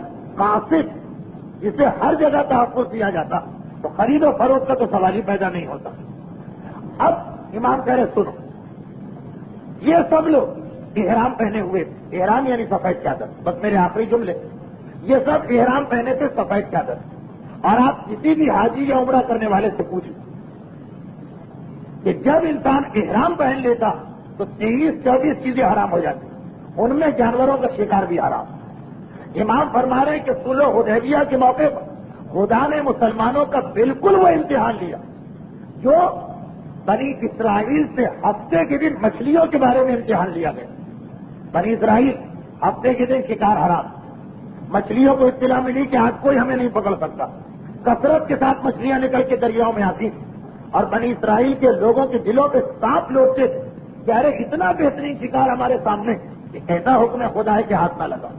پھر تو واقعات کی جگہ اور اس کی مخالفت میں لوگ بندر بنے، اس لیے کہ امت موسیٰ، بہرحال یہ امت رسول رحمت بھی نازل ہوئی اور امتحان لوگوں نے دیا، اور وہ اس طرح کہ سب احرام پہنے، احرام کی حالت میں شکار حرام اور گناہ اور اس کا کفارہ بھی۔ ٹھیک ہے حرم میں نہیں گئے، حرم کے باہر، یاد رکھیے حرم میں اگر کوئی انسان پہنچ جائے تو احرام کے بغیر بھی ہو، حرم میں تو سب کے لیے شکار حرام، حرم کے باہر عام لباس میں ہو تو شکار کر سکتے ہو، احرام میں نہیں۔ امام فرما رہے کہ اب خدا نے جنگل کے جانوروں کو پیغام دے دیا کہ یہ مسلمان بھوکے ہیں لیکن احرام کی حالت میں، کسی جانور کو ٹچ نہیں کریں گے، ہاتھ نہیں لگائیں گے۔ اچھا راوی کہتا ہے کہ واقعہ حدیبیہ کے میدان میں جو لوگ تھے، یہ تو امام نے کہا کہ خدا نے امتحان لیا، راوی کہتا ہے جو حدیبیہ کے میدان میں لوگ تھے انہوں نے اپنی اولادوں کو بتایا، وہ واقعہ مجھ تک پہنچا، لیکن اب اس آیت سے اس کا ربط ملا کہ حدیبیہ کے مسلمان کہتے تھے کہ ایک وہ وقت آ گیا کہ جانور اور جنگلی ہرن جو انسان کی شکل دیکھ کے بلکہ آواز سن کے بھڑکتا، وہ ہمارے خیموں میں آ کے بیٹھ جایا کرتے، یہاں تک کہ بالکل ہمارے جسم کے قریب کہ ہم ہاتھ بڑھا کے ان کو گردن سے پکڑ سکتے ہیں. سارے جانور جو حلال جانور اللہ نے کیے وہ سب آ جاتے ہیں, باقاعدہ ٹہلتے ہیں ہمارے خیموں کے بیچ, خیموں کے اندر آتے ہیں, ہمارے بستروں کے قریب پہنچ جاتے ہیں. لیکن حالت یہ ہے کہ فاقہ, بھوک لگ رہی ہے بڑی شدت کے ساتھ, ایک آدھ دن کا فاقہ نہیں ہے, پتہ نہیں کتنے دن گزر گئے. شکار آنکھوں کے سامنے, وہ گویا خود اپنے آپ کو ہمارے ہاتھوں میں دیے دے رہا, مگر احرام کی حالت میں شکار حرام. فاقہ ہے, بھوک ہے, تکلیف ہے, ہاتھ باندھے بیٹھے کہ ان کو ہاتھ نہیں لگا سکتے. اتنے دن تک کے حکم رہا جب تک ہم نے احرام نہیں اتارا. پھر تو وہی جانور یہ ایسی بے مربتی اور بے وفائی کی جھلک نظر نہیں آتی, لیکن خدا نے اس طرح امتحان دیا.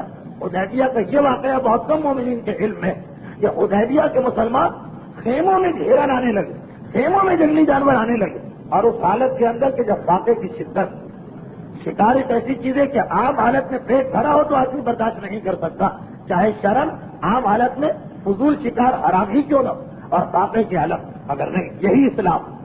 یہی اسلام کہ فاقے سے ہو حرام چیز کی جانب ہاتھ نہیں بڑھانا, بھوکے رہیں گے حرام کی جانب ہاتھ نہیں بڑھائیں گے. جو بینک کی نوکریاں چھوڑی جاتی ہیں وہ اسی رول کی بنیاد پر.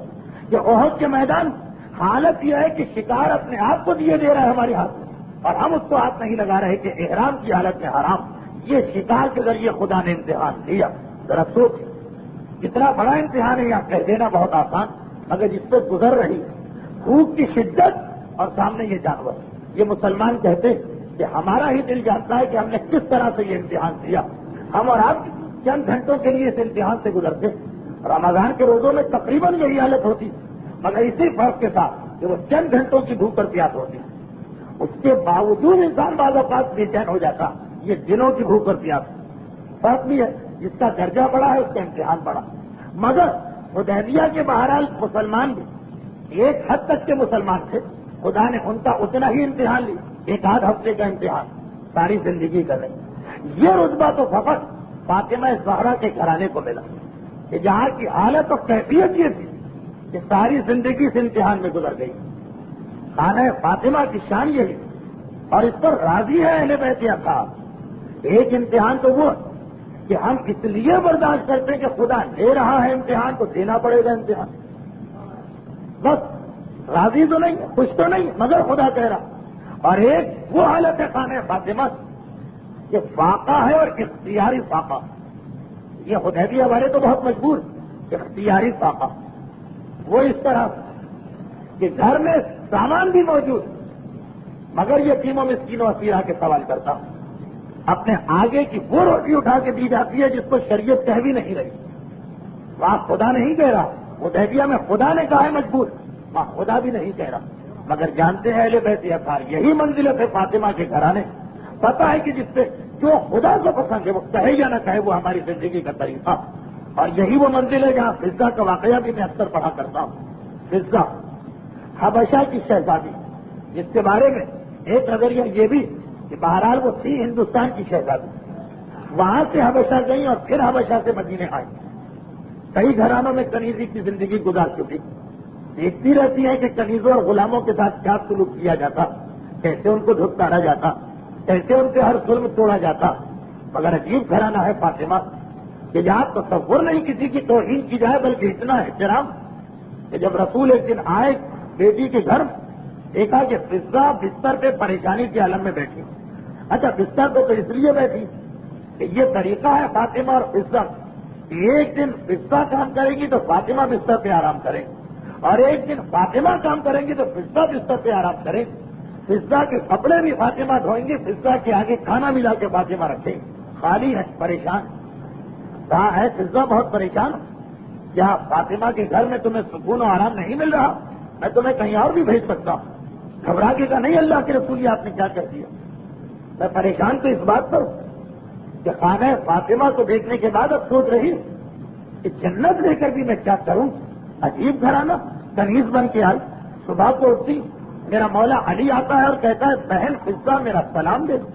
میری شہزادی فاطمہ آتی, ارے اتارنا اور جو دوسرے گھروں کا تصور چھوڑے, فضہ بہن میں سلام کرنے تمہارے پاس آئی. ارے میرے شہزادے حسن اور حسین آتے ہیں, اماں ہمارا سلام قبول کرو. یہ جن کی جو جنت کے وارث و مالک وہ کوئی ماں کہہ کر کوئی بہن کہہ کے مجھے سلام کرتا، بس اس چیز نے فضا کو ایسا بدلا کہ فضا جی نے سونا بنانے کا علم آتا، کیونکہ اس زمانے کے شاہی گھرانے کے افراد کو یہ علم سکھایا جاتا، اگر کبھی حالات خراب ہو جائے اور تمہیں فقیر بن کے نکلنا پڑے تو ایسا ہونا ہو کہ زندگی گزارو۔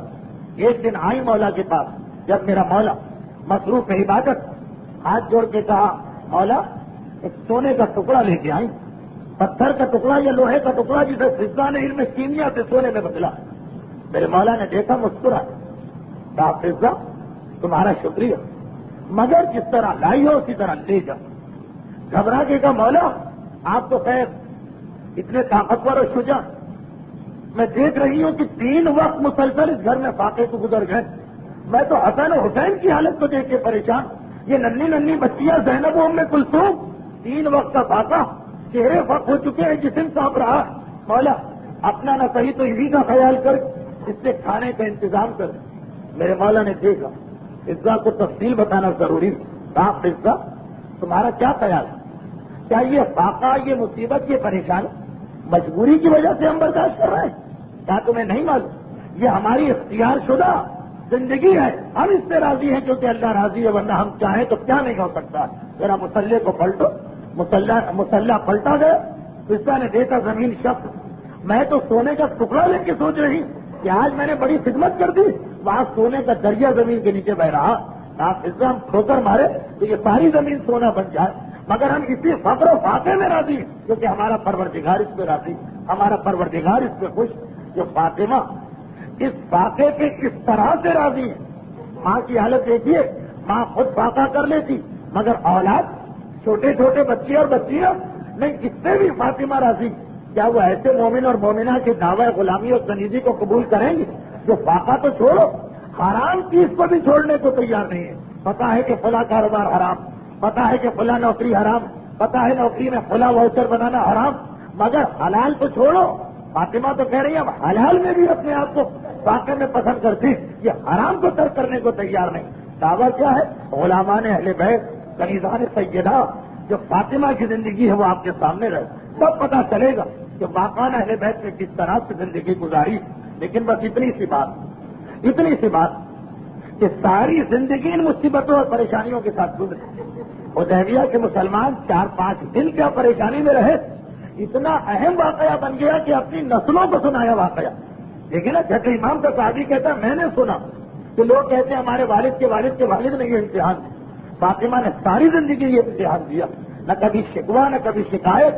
لیکن پھر سوچی، اب سوچی جو مصیبتوں کو برداشت کرنے کی اتنی عادی، عام حالت میں آپ دیکھیں 2 آدمی، ایک ذرا پریشانی ہو چیختا ہوا گھر سے نکل آئے، ذرا سی کوئی مصیبت ہو فریاد کرتا ہوا نکل آئے، اور ایک کو آپ نے دیکھا بڑا صابر، اس کا جوان بیٹا بھی مر گیا تو اس نے صبر کیا، کچھ نہ بول۔ پہلے آدمی کو کبھی بھی آپ فریاد کرتے دیکھیں گے پلٹ کے توجہ بھی نہیں دیں گے، یہ اس کا تو کام ہی یہی، وہ تو ذرا سی بات پہ چیخنے لگتا۔ لیکن اگر اس دوسرے آدمی کو کبھی آپ روتے ہوئے پائیں، آپ کہیں گے آج قیامت آ گئی ہو، جو اپنے جوان بیٹے کی موت سے بھی کبھی نہ رویا، اگر وہ کسی مصیبت سے رو رہا تو یقیناً اتنی ہی بڑی مصیبت ہے کہ قیامت آ گئی ہو۔ بس مجھے یہی کہنا کہ جو اتنا صبر کرنے والی شہزادی، بچے فاقے میں، بچیاں فاقے میں، شوہر کی یہ حالت، گھر میں غربت، اتنی مصیبت، کبھی اظہار پریشانی چھوڑو، اس کے چہرے پہ پریشانی نہیں آئی، ہمیشہ خوشی ہے، ہمیشہ شکر۔ وہ اگر کبھی کہہ دے صبت علیہ مصائب لو انہا صبت علی الیام سرنا لیالی، ایسی صابرہ اور شاکرہ بیوی اگر کبھی اس کی زبان پہ یہ جملہ آ جائے، آپ سوچ سکتے ہیں کہ کیا کچھ مصیبت برداشت نہ کی ہوگی جب فاطمہ جیسی صابرہ کو یہ جملہ کہنا پڑا۔ ذرا دیکھیے فاطمہ کا دل اس وقت غم سے کتنا بھرا ہوا۔ عجیب جملہ تاریخ کہتی ہے، بس اسی بے اختتام کہ پہلی مجلس میں ہمیشہ یہ جملہ میں پڑھا کرتا ہوں، شہادت کی 3 مجالس کی پہلی مجلس کے جملہ تاریخ کہتی فاطمہ کو اور غموں کے علاوہ جو غم سب سے زیادہ پریشان کر رہا وہ یہ کہ جو مصیبتیں آئی تو آئی، مجھے اپنے بابا کا ماتم بھی نہیں کرنے دیا جا رہا، اس لیے کہ شکایت کی گئی ابوالحسن فاطمہ کو روک دیں کہ دن کو رویا کرے یا رات کو رویا کرے، آئے رسول کی بیٹی، آئے علی کی بیوی وہ فاطمہ زہرا، میرے مولا نے پیغام پہنچایا، صاحب الحسن میں نے زندگی بھر کوئی خواہش ظاہر نہیں کی، اب ایک ہی خواہش ہے، میرے لیے مدینے سے باہر ایک مکان بنا دیا جائے، کیا میں اپنے بابا کا ماتم تو کر سکوں؟ اب کیفیت یہ کہ روزانہ صبح کو فاطمہ حجرے سے نکل جاتی، شام کو حجرے میں آتی، رات بھر حجرے میں ماتم، دن بھر فاطمہ کا ماتم مدینے سے باہر بیت الحزن نامی اس امام باڑے میں، اور جب گھر سے نکلتی ہیں صبح کو تو تاریخ کہتی کہ بڑی شان کے ساتھ نکلتی ہے، اس طرح نکلتی ہے کہ ایک ہاتھ میں عصا ہوتا ہے، ایک ہاتھ میں حسین کا ہاتھ ہوتا ہے، حسن ماں کے ساتھ ساتھ چل رہے ہیں، یہاں تک کہ بقی کے آخر بیت الحزن میں فاطمہ پہنچی، زمین پر بیٹھ گئی، بیٹے ماں کے سامنے بیٹھ گئے۔ ارباب اعضاء، آپ نے ہزاروں مجلسیں سنی ہیں، ایسی عجیب مجلس نہ کبھی دیکھی نہ کبھی سنی، کائنات کی عجیب ترین مجلس کہ ایک معصومہ مجلس پڑھ رہی ہے، دو معصوم امام بیٹھے مجلس سن رہے ہیں، اور فاطمہ جب مجلس پڑھتی ہے تو کیا پڑھتی ہوں گی مجھے تاریخ میں نہیں ملا، مگر میرے دل نے کہا اپنا ہی لکھا ہوا نوحہ پڑھتی ہوں گی، صبت علیہ مصائب لو انہا صبت علیہم سرنا لیا۔ ماں نے مجلس پڑھی جو معصومہ ماں ہے، بیٹوں نے مجلس سنی جو معصوم سننے والے ہیں، مگر ایک اور جملہ مجھے پریشان کر گیا۔ فاطمہ روزانہ گھر سے نکلتی ہیں، ایک ہاتھ میں عصا لے کے نکلتی ہیں، شام کو آتی ہیں ہاتھ میں عصا لے کے آتی ہیں۔ ارباب اعضاء، عصا بڑھاپے کی نشانی ہے، عصا ضعیفی کی نشانی ہے، عصا ناطاقتی کی نشانی ہے۔ میں نے تاریخ سے پوچھا، اے تاریخ اتنا بتا دے، رسول کی بیٹی ہماری شہزادی عمر کیا تھی کہ عصا لینا پڑا؟ عمر کیا تھی کہ عصا لینا پڑا؟ 80 سال، 75 سال، 70 سال؟ جی نہیں، مورخ نے پلٹ کے کہا سنو اے فاطمہ کے ماننے والوں، رسول کی بیٹی 18 سال عالم شباب کا آغاز۔ ارے میری شہزادی 18 سال میں اتنی کمزور کر دی گئی کہ عصا کے سہارے کے بغیر چل نہیں۔ اجرکم اللہ الا ولعنۃ اللہ علی اعدائہم اجمعین۔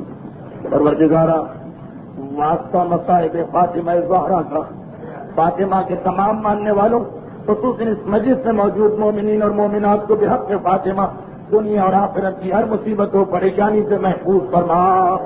پروردگارا، جس اسلام اور دین کے خاطر رسول کی بیٹی نے اتنے مصائب برداشت کیے، ہم میں سے ہر ایک کو اس اسلام کے احکامات پہ عمل کرنے کی توفیق عطا فرما۔ پروردگارا، شہادت زہرا کی ان تاریخوں کا واسطہ ہمارے جملہ مرحومین کی مغفرت فرما۔ پروردگارا، مصائب فاطمہ زہرا کا واسطہ آج بھی دنیا میں جو ظالم مصروف ظلم ہے، خصوصاً صدام ملعون، ان سب کو بحق فاطمہ نے اس کو نابود فرما۔ پروردگارا، فاطمہ کے ماننے والے تمام مومنین اور مومنات، تمام علماء اور تمام مجتہدین کرام، خصوصاً آیت اللہ کوئی اور ان کے اہل و عیال کے بحق فاطمہ زہرا نگہبانی اور سلامتی فرما۔